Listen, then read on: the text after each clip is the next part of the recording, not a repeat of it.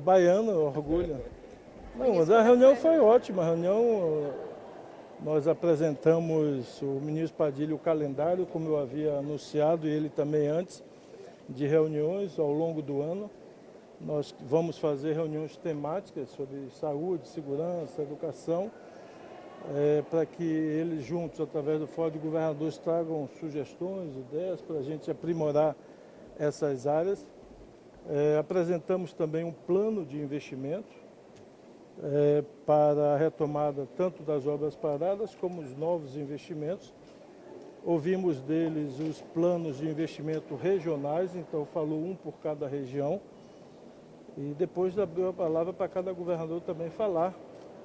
E eles fizeram um resumo do que era prioridade para cada um.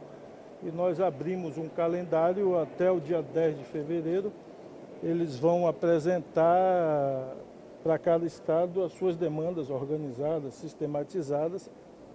E até o final do mês de fevereiro, mais tardar a primeira semana de março, a gente conclui reuniões bilaterais para detalhar as demandas que eles apresentarem até o dia 10. Com isso, nós vamos montar a carteira de investimento, tanto aqueles investimentos diretos federais, dando prioridades para a conclusão das obras paralisadas, como também as obras que eles apontaram, as ações que eles apontaram. Nós sinalizamos que o presidente quer começar a fazer uma sequência grande de viagens, e essas viagens, nesse primeiro momento, atreladas a relançamento ou lançamento de ações e programas novos, como, por exemplo, no dia 6, ele estará no Rio de Janeiro para inaugurar, a convite do prefeito, uma unidade de saúde para atendimento especializado, diagnóstico. E lá ele vai lançar o que apresentou hoje, em linhas gerais, aos governadores, o plano de redução de filas de cirurgias e o plano de atendimento de especialidades, de diagnóstico. Essa será a primeira viagem? Não, a segunda, né, porque ele já foi em Roraima. E dia 14 está confirmado na Bahia para o lançamento do Minha Casa Minha Vida, lá na cidade de Santa Amaro, onde nós estamos concluindo a obra. Na verdade, a obra estava concluída há 6 meses. Infelizmente, eles abandonaram durante 6 meses, não, desculpe, 6 anos. 6 anos a obra abandonada e por isso houve furto de quadros elétricos, furto de alguns materiais.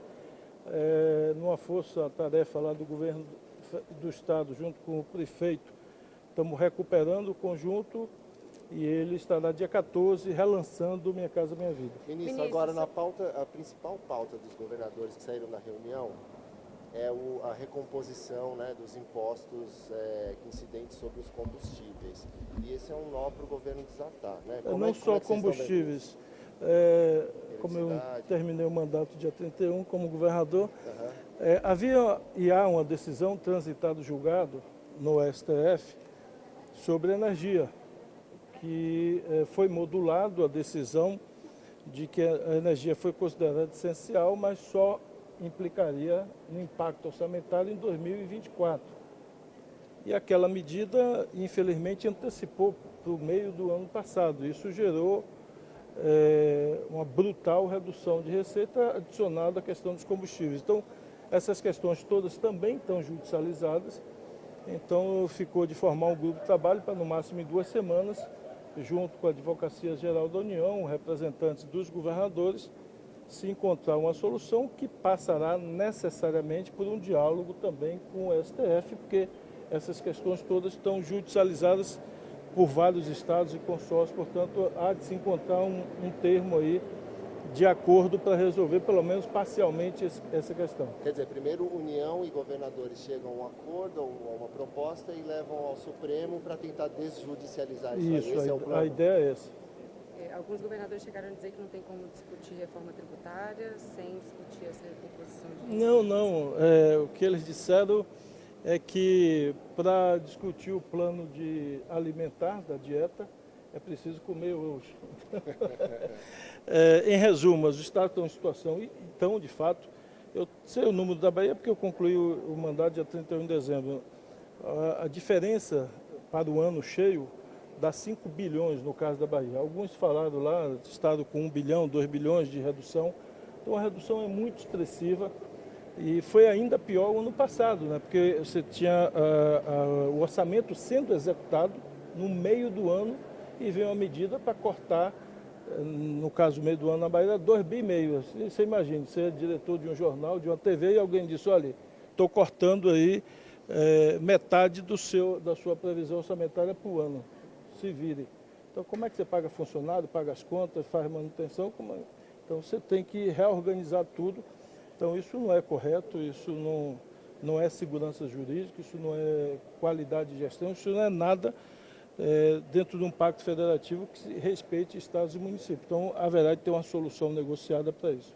Aqui no almoço, cargos de segundo escalão, desculpa mudar o tema. Como? Cargos de segundo escalão. Não, aí vocês deixaram escapar o ministro responsável pela pasta, que é o Alexandre Padilha. Aí. Então, não, disso eu não falo, não. Ministro, em relação Pronto. ao almoço aqui, houve algum avanço também nas discussões com o presidente da Câmara? O almoço teve carne de sol, eu comi carne de sol, arroz. Não, gente, aqui foram convidados os presidentes das casas. É evidente, cada um tem sua agenda, mas foi convidado, quem pudesse estar presente, para ter essa relação com os governadores. Temos governadores novos que não tiveram ainda com os presidentes da casa. E ele fez a gentileza de passar aqui, cumprimentar os governadores, até já tinha almoçado, nem pôde desfrutar do almoço.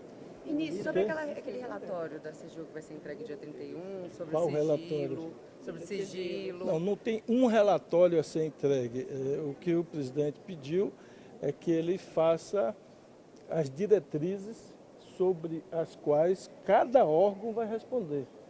Então, aquilo que tiver na instância de recurso, ele responderá. Mas aquilo que não estiver ainda na instância de recurso, é cada órgão que responderá. O que ele fará é um certo normativo de diretrizes que todos os órgãos deverão seguir. Do como deve fazer, para cada tipologia de caso, ele vai ter uma orientação e, portanto, um pouco como organizar e orientar os órgãos como devem fazer. É isso que ele fará até o dia 31, isso deve estar divulgado para todos os órgãos do governo por tipologia de caso. Ele só vai deliberar aquilo que tiver em instância de recurso, porque tem procedimentos, ele não pode responder pelo órgão, ele só pode responder aquilo que está como recurso diretamente a ele. Okay? A última aqui para eu ir. Zeca Dirceu e Haddad já se encontraram com Ira para falar sobre tributária, mas o Pacheco, até ontem pelo menos, não foi procurado para Sobre isso. reforma tributária? Eu lhe pergunto, o jantar de ontem do presidente Lula com o Pacheco tratou de tributária também? Não, ainda não estamos no momento de discutir conteúdo. É evidente que nesses encontros nós estamos falando sobre a pauta e a agenda do governo com o parlamento em linhas gerais, mas não temos ainda um produto, um termo para sentar e conversar ainda. Isso ainda será detalhado pelo ministro da Fazenda e quando tivermos nós vamos sim procurar as casas legislativas para inclusive interagir e buscar uma síntese das propostas.